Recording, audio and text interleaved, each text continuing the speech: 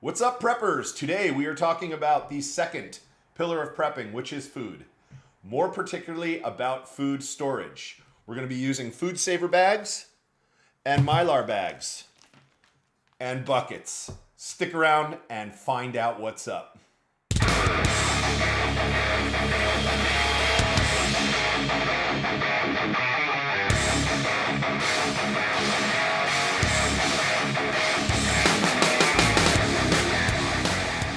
So today, you will need, obviously, a food saver, shrinker, whatever the heck they're called. Sucks the air out of bags. The other thing you need will the bags. These are Mylar bags. These here are food saver bags. They have little ridges in them where you put the food in and it sucks the air out. These do not have ridges in them, but we're going to do a hack that will make them airtight. You're also going to need a Sharpie, a scissor, oxygen absorbers, a measuring cup, and a hair crimper, straightener. I don't know what this thing's called. So let's get to it. First thing I want to talk about pertaining to food storage is your immediate food stores, your short-term, and your long-term. Immediate food stores are things like MREs, protein bars, and very high dense caloric food like peanut butter. Look, it even says fuel the fun. So with 2 tablespoons, it's 190 calories. Boy, that'll keep you going in the, when the moon explodes. Okay, so immediate food is things that you would have in a bug out bag. Things that are prepackaged, things you just have to add water to. Long-term food, like under 3 months, is the shit you eat, the stuff you eat every day. That is stuff that's going to be in your pantries. Long-term stuff is going to be where we need to take beans and seal them up in Mylar. They would last up to 20 years, depending on the food. There's a chart here. Let's see, black beans, instant coffee, white rice, and pasta have a 20-year shelf life when properly sealed in Mylar. So what is Mylar? You know those balloons, the ones that blow up power lines? That's Mylar. It's like a metal substance, very non-porous. It's almost light-proof. Some light gets in, but it is airtight. It is a bit better than the plastic food saver stuff because these will allow air in over time, and they obviously, you can see right through them. So let's start with this stuff. So the first thing when you're using the vacuum seal bags, not the Mylar, is you need to create a bag. So these come on rolls. And it's just open on one end and it goes open the whole way through. So we have to crimp it down with heat to create our first bag. So you just take the loose end, put it like so in your little food saver, close it down, and you have 2 options. Seal and vacuum seal. We just want to seal it because we just want it to heat it, melt the plastic together.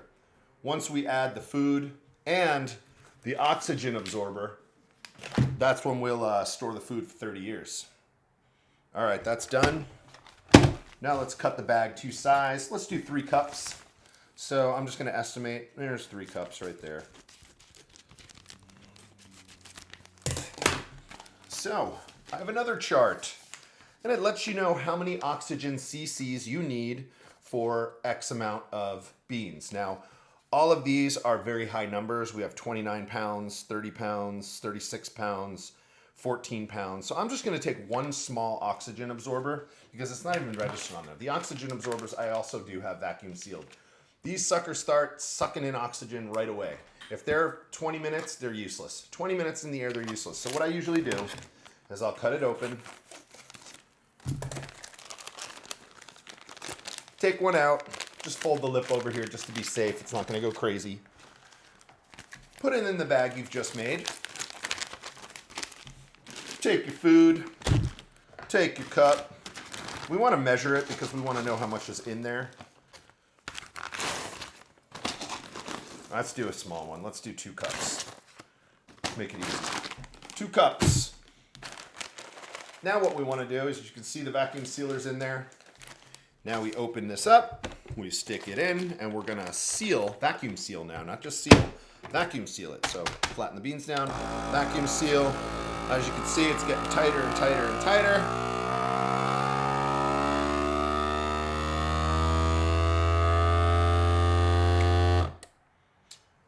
Now the seal's coming on. It is heating the bag, creating another end that is, there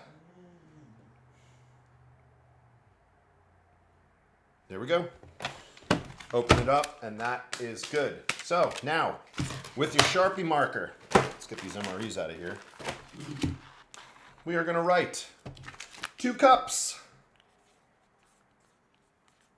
pinto beans. And today's date, which is what, March 4th? 22. 2 cups pinto beans, today's date. So we'll open these in March 4th of 2042, and they'll still be good. So that is food storage in plastic storage bags. Let's move on to something fun. Next, we're going to use Mylar. Same exact way that we are going to use the Food Saver bags, except Mylar does not have any air pockets like the plastic does to allow the air to be sucked out of the bag. So we're going to do a hack. So first, we're going to take the Mylar bag, small one. We are going to add, let's just do 1 cup for the video's sake, and let's try not to spill it. All right, there's 1. We're going to take our oxygen absorber. There we go. We're going to stick that sucker in it. Now, if I were to put this bag in like that and suck the air out, it would not work because there are no channels to allow the air to be sucked out. So this is the hack that you do. What you do is you cut a small strip of the bag, and you just rip it in half, cut it in half. Now you want the side, obviously, that has the air channels. One side has air channels, one doesn't. You're going to take that bag strip with the air channels, and you're going to put it into the top of the Mylar bag. Lay it flat. So what it does, it just think of like a straw going in there. Now we can suck the air out of here. So flatten down your beans, pull this up. You have to put this in carefully so that the end of the bag is in the proper area, and vacuum seal. And as you can see, it's getting sucked down. That would not happen if I just took a normal Mylar bag and tried to do it. It would suck and suck and suck, and well, it would suck because it wouldn't work. Second part you need to do with this is the sealer, the heat sealer on the standard Food Saver bags are not hot enough or strong enough or big enough to seal this bag.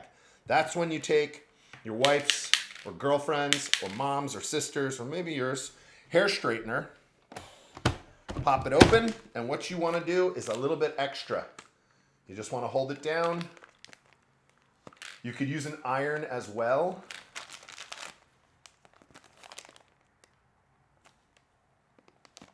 Just like that, and that is perfect. Okay, so now we're going to have some fun. We are going to put flour into a 5-gallon bucket. I did recently buy some 5-gallon Mylar bags. I haven't even opened these yet. Let's see what these guys look like. A double bag.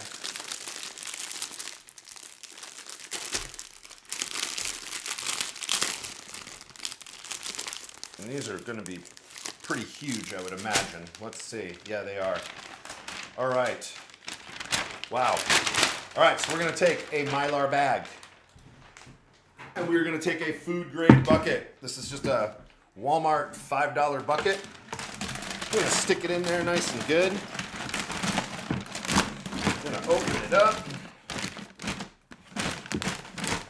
Fill the bucket. Now, let's try not to get flour everywhere. Oh boy, here we go. Can I do this in one take?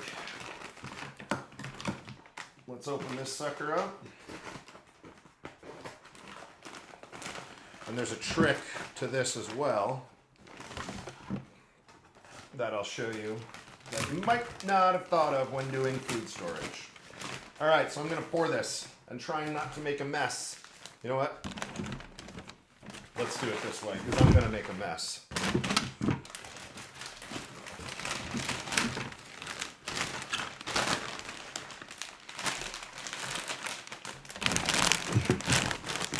There we go. So, flour's coming out.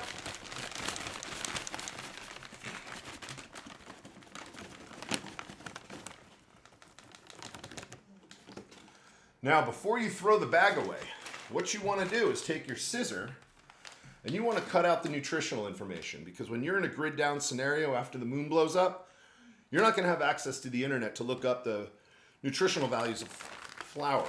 So, what I'm going to do is just cut this sucker out.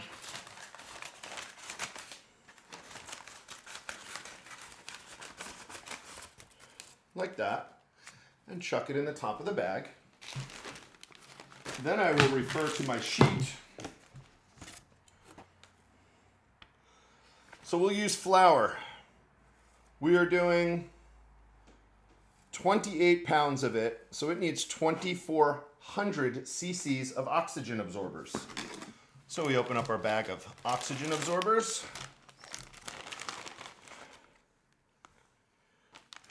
And we are going to throw in 1, 2, 3, 4, 5, 6, 7. Now, obviously we can't vacuum seal this, so what we are going to do is just flat iron it across. So we're just going to push some air out, and we'll work it a little bit at a time. So I'll take my doodad here, and we are just going to melt the bag across while slowly pushing the air out.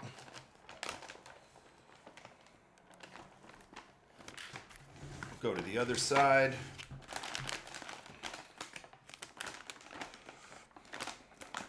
And you're just melting this, I guess it's a metal or something. Just like that. Push all the air out. And that's good and sealed. Now, we're going to take it, shove the tag ends in. Go get your bucket, your lid bucket. It needs to have a good seal on it. So you have 30 pounds or so of flour, 25 pounds of flour in a Mylar bag in a white food grade bucket. Take this, chuck it in a cool, dry place, and we'll see you in 20 years. Okay, so that's it for food storage. It's pretty basic. The Food Saver, I think I paid maybe $50 for this on Amazon. Not a big expense. I have no idea what these things cost. Ask your girlfriend. The Mylar bags, I got 12 pieces of 5 gallons each. I paid $20 for these on Amazon, and it stored this whole bag of flour. I am gonna go on and store beans next. You don't need to stick around for that. But get your food stores in order. Food prices are going up, obviously. It is beginning of March 2022. It's cost me over $100 to fill my tank now. Inflation is hitting. Shortages are hitting. We still have supply line issues. So guys, we prep for a reason. We prep for the hard times. Right now it's easy. Go out and buy 50 pounds of rice, 50 pounds of beans, 50 pounds of wheat and corn, and put it in the garage. Put it wherever, cool, dry.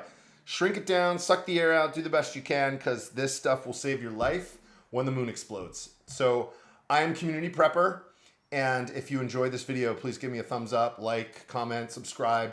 You know the drill. And remember, refuse to be a victim.